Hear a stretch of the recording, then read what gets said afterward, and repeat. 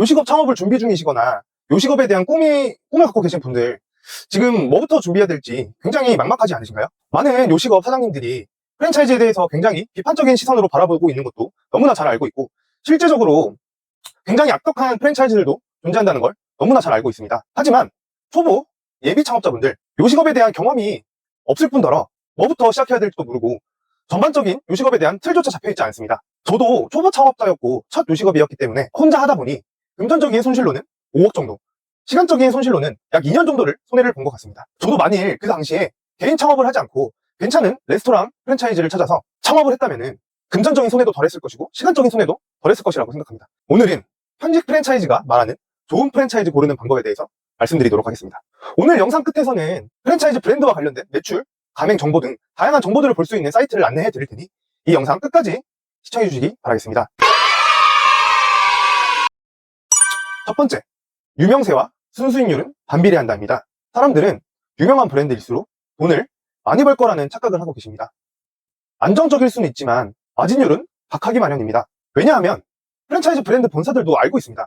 우리 브랜드는 유명세가 있으니까 오픈하자마자 이만큼 장사가 될 거고 이 정도 매출이 나올 테니 여기에 대해서 수익은 우리 본사가 더 가져가는 게 맞다라고요. 반대로 유명세가 없는 브랜드들은 본인들의 브랜드 파워가 없다 보니 점주들의 수익률을 어느 정도 보장하기 위해 마진율을 많이 높여놓을 수밖에 없습니다. 예를 들어 유명한 프랜차이즈들은 5%에서 8% 내외로 알려져 있는데 이러한 이유 때문입니다. 저는 요식업 창업을 하는 데 있어서 안정적인 수익도 괜찮지만 조금 돈이나 수익에 욕심에 있는 분들이라면 음식 자체에도 메리트가 있고 브랜드 자체에도 매력적인 포인트들이 있어서 충분히 어필이 될 수 있는 브랜드를 찾는 게 좋다고 생각합니다. 마진율도 충분히 챙길 수 있고요. 어느 정도 안정성도 충분히 챙길 수 있는 창업이 될 수 있기 때문입니다. 두 번째, 필수 품목과 비필수 품목을 확인하라. 프랜차이즈 수익 구조는 매장 개설에 대한 수익, 그 다음에 물류 유통에 대한 수익, 로열티에 대한 수익, 이렇게 세 가지 정도로 볼 수 있습니다.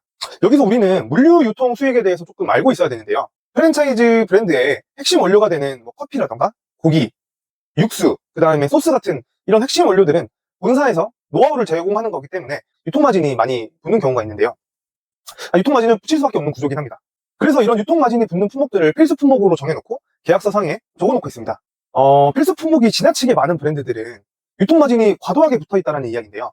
아까 위에서 말씀드렸던 치킨 브랜드 같은 유명한 치킨 브랜드 같은 경우에도 정말 필수 품목이 아닌 게 없을 정도로 필수 품목이 너무나 많기 때문에 마진율이 5%에서 8% 되는 겁니다. 유명 치킨 프랜차이즈 같은 경우에는 닭, 소스, 물티슈, 티슈, 각종 야채, 포장재까지 어떤 것도 품목인 게 없을 정도로 모든 것이 거의 필수 품목입니다. 그렇기 때문에 마진율이 5%에서 8% 내외로 잡혀있는 것 같습니다. 하지만 이렇게 너무나 유명하지 않고 적정선에서 괜찮은 브랜드를 찾는다면 그런 브랜드들은 필수 품목이 그렇게 많지가 않아요. 그래서 비필수 품목들이 많은 브랜드들은 내가 그런 그 비필수 품목인 재료들을 더 싸게 공급받을 수 있는 방법을 찾고 발품 팔면은 많이 나오거든요. 그런 비필수 품목재에서 원가율을 최대 제가 생각했을 때 잘 아낀다면 5%까지 아낄 수 있습니다. 그러면 수익률이 더 극대화되는 거겠죠. 우리 모두 창업한 이유는 여러 가지겠지만 제일 많은 부분에 해당하는 이유는 회사 다니는 것보다 조금 더 큰 수입을 원한다는 것일 거라 생각하는데요. 그런 분들한테는 이런 브랜드를 찾는 것이 굉장히 중요합니다. 세 번째, 반짝이는 아이템은 절대 하지 마라. 일단 이 세 번째 이야기는 좀 개인적인 이야기가 될 수도 있긴 한데요. 대만 카스테라, 탕후루, 크로플 등 이렇게 순식간에 사라진 아이템들을 우리는 주변에서 많이 볼 수 있잖아요.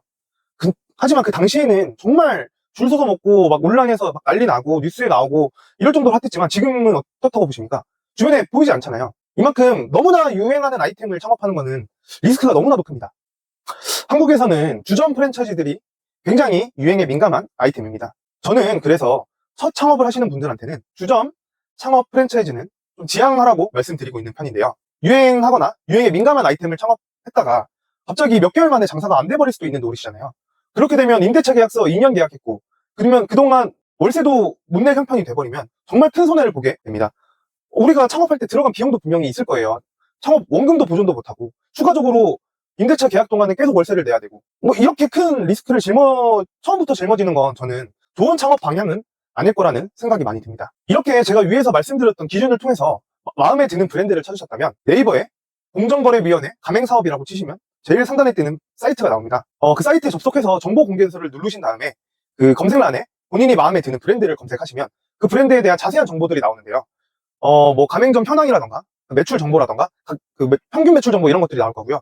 가맹점을 내가 오픈할 때 개설에 관련된 비용 같은 것들도 자세하게 나와 있습니다. 이런 부분들을 자세하게 살펴보고 가맹점 본사와 미팅을 해보시는 게 여러분들의 시간을 아껴줄 수 있을 겁니다. 오늘은 이렇게 프랜차이즈 고르는 3가지 방법에 대해서 말씀드려봤는데요. 초보 창업자, 예비 창업자분들은 좋은 프랜차이즈를 찾아서 최대한 리스크를 줄이고 그들의 노하우와 기술, 전반적인 요식업 창업에 대한 틀을 잡으신 후에 개인 매장을 운영하시는 것을 추천드립니다. 오늘도 영상 끝까지 봐주셔서 너무나 감사합니다.